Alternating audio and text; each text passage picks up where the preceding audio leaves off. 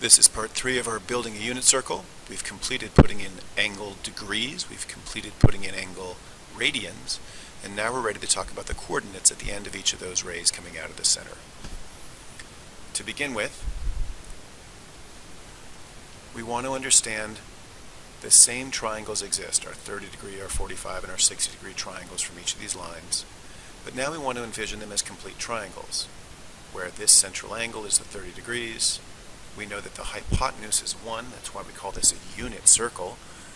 With a radius of 1, that gives us a hypotenuse of 1 for all of these, allowing us to get lengths of sides based on our knowledge of SOHCAHTOA, or special right triangles. We know that the sine of 30 is the 1/2 over 1. The cosine of 30 is root 3 over 2 over 1. By having a radius of 1, it's simply the y values here. More importantly, I can then call this coordinate at the end of this ray, this radius, by my x value of root 3 over 2, my y value of 1/2, such that the coordinate at the end of this figure can be termed root 3 over 2 comma 1/2. I can use the same logic to look at the second triangle. This is a 45 degree triangle.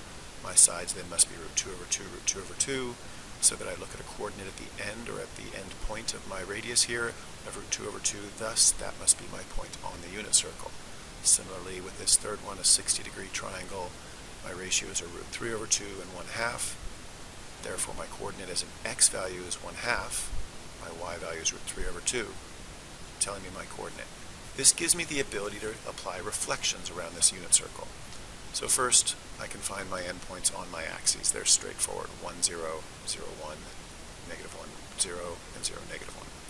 Then I know that my first blue one is at root 3 over 2. That's the length here, a height of 1/2, so this is my coordinate, x, y. And I know that this one is a reference triangle. It's a congruent triangle, flipped or reflected over the y-axis. And over here I expect, because I'm in quadrant 2, I expect my y values to remain positive like they were here, but my x values go negative. So I expect to see a negative root 3 over 2 comma 1/2. When I move down to quadrant 3, my x values will remain negative, but now my y values also go negative. Negative root 3 over 2, -1/2. When I move back over into quadrant 4, my positive x value returns while my y value remains negative. I can apply this same concept of reflections and symmetry to looking at my 60 degree triangles. It's the same triangle, it's just turned on an end. So instead of the x being root 3 over 2 and the y being 1/2, the x is 1/2 and the y is root 3 over 2. I can apply those same reflections to make the x values change when I reflect over the y, to make the y values change when I reflect over the x, etc. Then I can do the same with my 45, 45, 90 triangles, reflecting as necessary to get in all the values for x's and y's.